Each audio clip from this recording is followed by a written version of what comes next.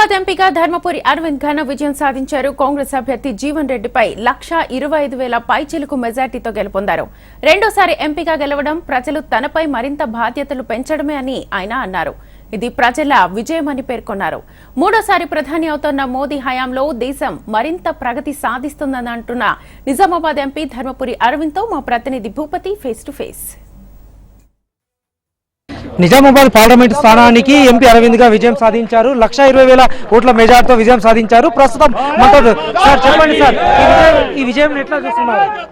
ఇది ఇందూరు పార్లమెంట్లో ఈ భారీ విజయం మోదీ గారికి ఇందూరు ప్రజల బహుమతి. ఇది ఒక టీమ్ స్పిరిట్ తోటి భారతీయ జనతా పార్టీ ఇందూరు పార్లమెంట్లో పనిచేసి ఈ విజయాన్ని సాధించింది. ప్రత్యేకంగా మహిళా మూర్తులందరికీ కూడా పాదాభివందనాలు తెలియజేస్తా ఉన్నాను. యువత కానీ రైతాంగం కానీ పూర్తిగా నరేంద్ర మోడీ పట్ల నిలబడింది.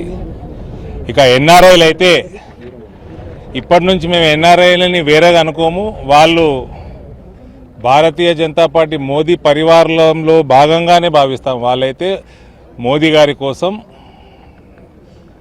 బ్రహ్మాండమైన క్యాంపెయిన్ అక్కడి నుంచి టెలిఫోన్ల ద్వారా చేయడం జరిగింది. కాబట్టి అన్ని వర్గాలు, ప్రత్యేకంగా మహిళా మూర్తులకి నేను ధన్యవాదాలు తెలియజేస్తా ఉన్నాను. పెద్ద సంఖ్యలో పోలింగ్లో పాల్గొన్నారు.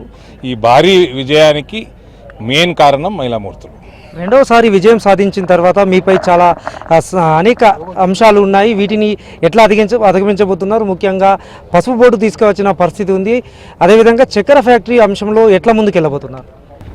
చక్కెర ఫ్యాక్టరీలు రాష్ట్ర ప్రభుత్వం బాటా ఉన్నది. నేను క్యాంపెయిన్లో చెప్పిన ఎంతకు అమ్ముతారో బహిర్గతం చేయండి, వాల్యుయేషన్ చేయించండి, మంచి సంస్థ ద్వారా బహిర్గతం చేయండి. కొనేవాళ్ళు ఉన్నారు, దానికి ఒక ప్రణాళిక ఉంది. కేంద్ర ప్రభుత్వం యొక్క అడ్వైస్ తీసుకోండి. 60కి పైన అటువంటి చక్కెర మూతపడ్డ ఫ్యాక్టరీలు తెరిచిన ఘనత నరేంద్ర మోడీ ప్రభుత్వానికి ఉంది, బీజేపీ ప్రభుత్వాలకు ఉంది. కాబట్టి అది పెద్ద అంశం కాదు, నియత్ బాగుంటే చేసుకోవచ్చు. తెలంగాణలో 8 స్థానాలు బీజేపీ విజయం సాధించింది. దీంతో కేంద్ర కేబినెట్లో చాలామంది పేర్లు వినబడుతున్నాయి. ముఖ్యంగా బీసీ సామాజిక వర్గం నుంచి ఎంపీ అరవింద్ పేరు కూడా వినబడుతుంది. దీన్ని ఎట్లా చూస్తారు? అట్లాంటివి మేము చూడము.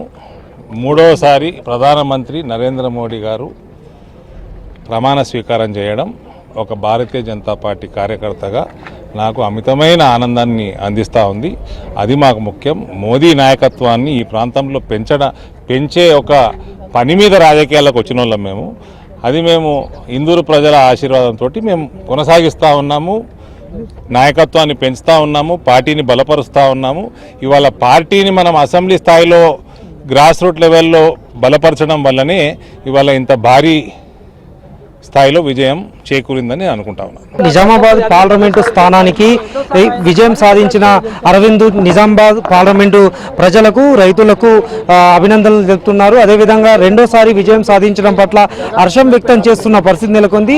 నిజామాబాద్ పార్లమెంటు పరిధిలో 1,20,000 ఓట్లకు పైగా ఎంపీ అరవింద్ భారీ మెజార్టీతో విజయం సాధించిన పరిస్థితి నెలకొంది. దీంతో మోడీ మరోసారి ప్రధానమంత్రి కాబోతున్నారు. దీంతో దేశం మొత్తం మోడీ వైపు చూస్తుంది. అందులో భాగంగానే నిజామాబాద్ పార్లమెంటు స్థానానికి విజయం సాధించడం పట్ల హర్షం వ్యక్తం చేస్తున్నారు. తనపై మరింత భారం ఉంది.